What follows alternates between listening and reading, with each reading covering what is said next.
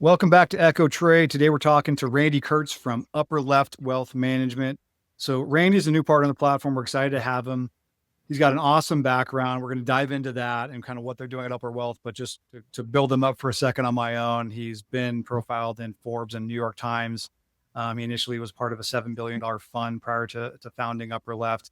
And right now he's managing, I think, just south or just north of 150 million in assets for client portfolios. And so we're excited to be able to have him kind of give wider access to his expertise and his portfolios. So Randy, good to be with you. Good to partner with you. Thanks so much. I'm happy to be here. So let's dive into your background. Like I said, I mentioned that you had kind of, initially kind of been a part of this, big $7 billion fund. What was kind of your entry into wealth management, into investing, and what led you to kind of starting the company? Yeah, it's been a long and winding road. Got an MBA from Columbia because I wanted to be a stock picker. Got a job at Bear Stearns when they were still around. I was on their large cap value fund, looking at media, telecom, things like that. What I really realized is a couple things. Number one, Warren Buffett comes to Columbia every 2 years to give a speech. And the thing that he said that stood out to me is this is one of the best investors of all time. He said, when he looks back over the course of his career, he only gets one good idea a year. Yeah. And what I found is that working on this large cap value fund, I only got one or two good ideas a year, one or two times where I can come into the group meeting and say, we have to buy this. The market is wrong. And here's why. Yeah. What I also found is that we also had 55 names in the portfolio at all time. And we would have a ranking from high to low that we managed that showed, oh, this one, our top one, we thought had, 40% upside. And the second one had, 33% upside. But most of them, 40 to 45 of those names, we thought had high single digit upside, which is market perform.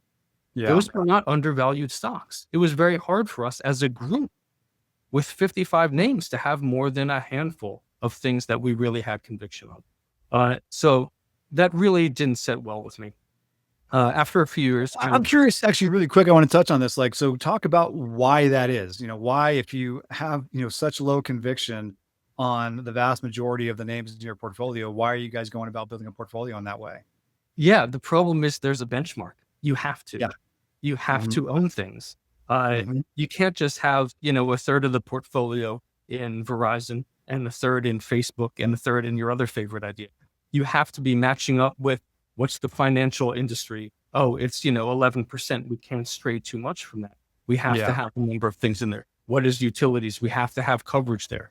And you just can't find enough great ideas in all the sectors, in all the times to keep you close enough to the benchmark to create a portfolio. Just doesn't work. Yeah. It's just the way that industry works, where you're dealing with a $7 billion fund and you have to kind of meet those benchmarks. Otherwise, even if it's not the way you would necessarily build, the model in an ideal circumstance for individual clients yourself. Right. Yeah. It's like sports betting. If you want to bet on NBA games, but the market competitively was forcing you to bet on every single one. Yeah. Right. Exactly. That's why I only really want OKC today because they're undervalued, but you'd have to make bets. And all those bad bets weigh down your good bets. Yeah, that's a good analogy. So yeah, coming from that experience, kind of led you to start something different, correct? Yeah. So I left Bear Stearns in 2005 and started a fund where I would only charge clients if I outperformed the S&P 500. I didn't like the concept, just morally, of charging people and doing worse than they could have gotten from the S&P 500.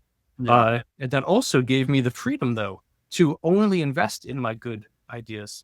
So I could only have, 5% in my top 3 ideas and 85% of the money just put it in the S&P. And now I'm not weighing myself down with my bad ideas.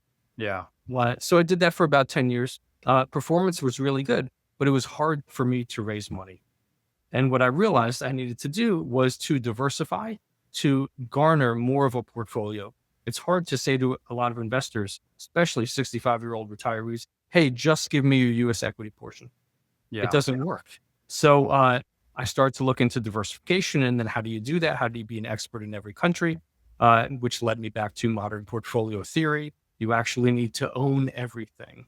If something's going to behave different, you need at least $1 in it. And it's the portfolio's manager's job to figure out, well, how much more than $1 do I need? What's the added value of this? What's the volatility? What's the correlation? Is it undervalued or overvalued?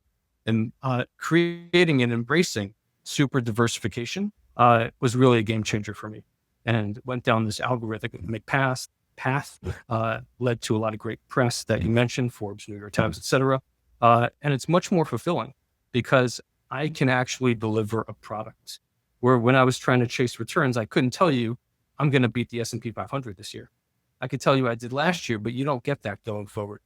With this, I really can choose what is the standard deviation that I'm trying to target? What is the range of outcomes that I'm trying to target? It's much more of a deliverable, really getting us to that upper left section of a risk return chart. It's something that can be repeated over and over again. Yeah, you can be more definitive in terms of what you're producing for your clients. And that obviously, especially for that audience, no matter where you are, having something where you can have a lot more confidence in where you're going to end up at the end of the year or the end of 10 years. It's a lot more confident to be able to put your hard-earned dollars into that. Yeah, it really is. When you think about that 10 years is such an interesting comment that you made. A lot of people say, I'm thinking about 10 years. Most people aren't saying I'm thinking about this year. 10 years is reasonable. But if you look at the S&P 500 and what it does over 10 years, it's wild, the range of outcomes. Look at decades where you got a negative in the S&P 500.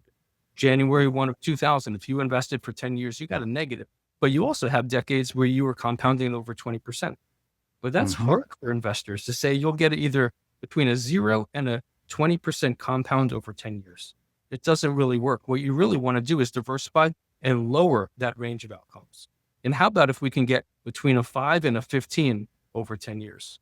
A lot of people prefer that from a 0 to 20, just trying to lower that range of outcomes, have consistent returns over time. Yeah, no, it makes sense. But I'm stoked to have you on the platform, Randy. Been talking for a while. So the portfolio is going to be up on the platform, the Aggressive Tangency portfolio. And then shortly we'll have the Tangency portfolio. And for those of you who don't know, go check them out. The Aggressive Tangency portfolio is just a more aggressive version of the Tangency portfolio. As the name states, pretty straightforward. But go check it out. We'll have interviews kind of talking a little more in depth about each portfolio so you can learn more if it's right for you. But Randy, appreciate the time. Thanks for being here, man. Thanks so much. I appreciate you.